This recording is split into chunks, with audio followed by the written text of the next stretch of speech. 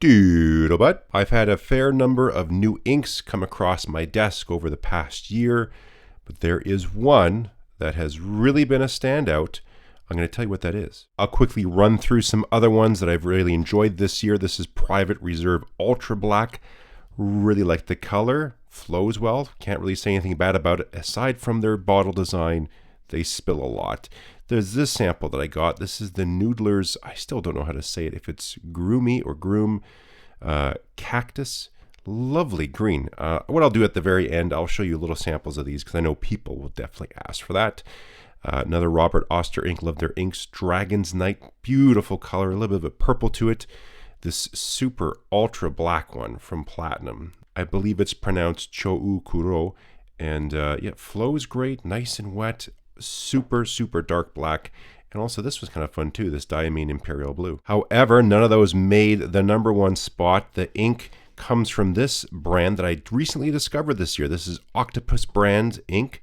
They have all sorts of great ones. These are some other ones I have of theirs, but the one that is my new favorite ink is way in the back here. This is the Blue Koi. I discovered these inks when I was visiting Vancouver Island. I was in Victoria for a day and stayed overnight. And there's a lovely little store there called The Papery. Of course, I had to wander in. There's also a killer bakery next door as well.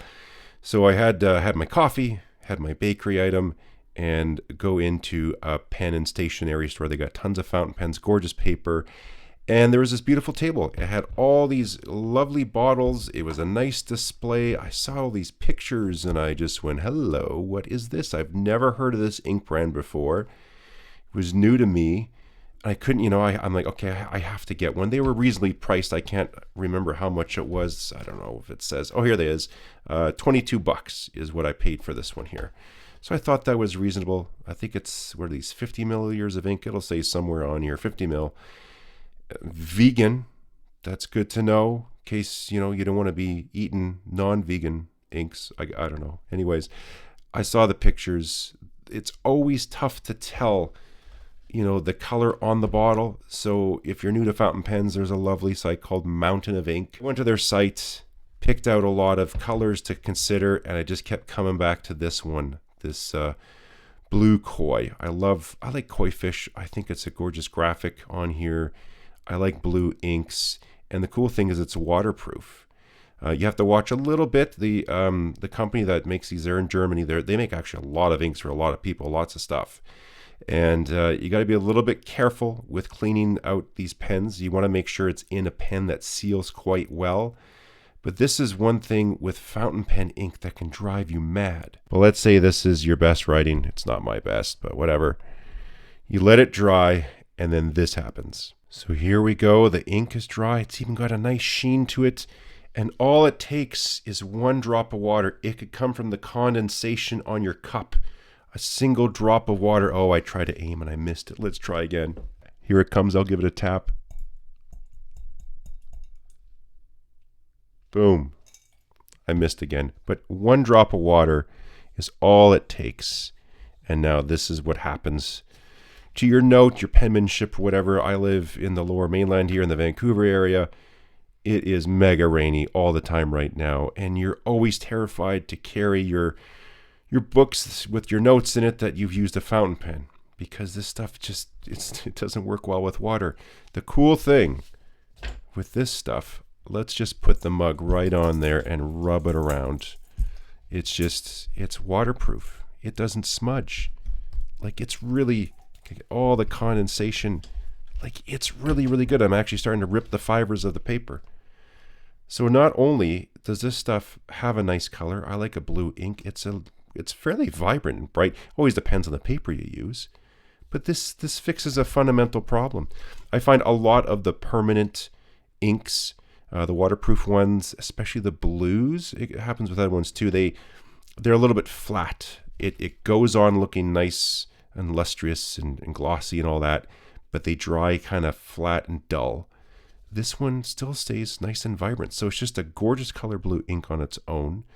It flows well. It looks nice. And then you don't lose your notes when you get a single drop of water on it. One thing to keep in mind with these inks is they do dry fairly fast. So if you have a pen that kind of its nib dry up is a bit of a problem, these aren't the inks to use for that. But if you have a pen that seals nicely, they're fantastic. I've put this ink in many pens and it's been great. The pen you see here, this is from the Good Blue, the L130. Fun little pen. Love this as a little note taker journaler. I can't get enough of this pen. Great one. If you want to see the review, obviously I've done the review on that. Another nice thing with it, it's relatively easy to clean. Another new ink that I purchased this year was Noodler's Bay State Blue. I just had to try it. That video kind of got a ton of views there. I've never had a video go that viral before. And it's nice. It has a lovely color. There is nothing else like it as far as the color goes, and also as far as the cleaning requirements and how this just stains everything. It seems to have a very, very low surface tension, and it bleeds on a lot of papers. And then you got to put it in a pen and then clean it out. I have it in, this is my Ensso Ultim pen, because you can use like isopropyl alcohol to clean this pen out. You can't use that on many other pens without doing some damage. So this is a good material for this one. Again, nice and bright and vibrant, but let's just bring the blue koi next to it. It doesn't pop as much, of course, as you can see here, if I can get them side by side and the focus cooperates. But this is still quite a nice vibrant blue ink. And the cleaning on this is very involved. On here, you just do your standard thing. A little bit of pen wash does help as well, but I didn't have to do crazy stuff as far as cleaning. And if you get a drop somewhere, I did do in the video, of course, I got a drop, I got it on the desk here, wiped up no problem. Another problem that this ink solves is using a fountain pen on cheap paper. Now, you got to have a decent paper to get the best effects from your inks, because otherwise they're probably going to feather. This stuff seems to work fantastic even on cheap paper. What I have here is just a regular piece of copy paper. I think this is from Staples.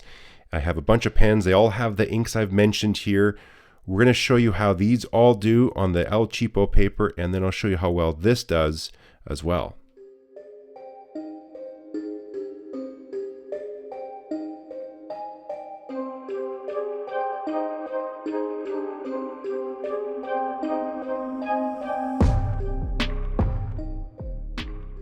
So let's give you a quick look. You can see the Dragon's Knight really feathers. Same with the Cactus here, Imperial Blue.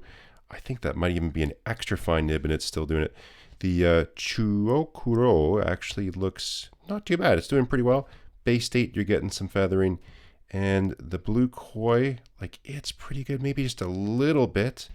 And that's a fairly wet, fine nib, but it's doing pretty good as well. And as I mentioned, to top it all off, you can see which ones do well with the water. We got Bay State, of course, is pretty good, but the Blue Koi as well.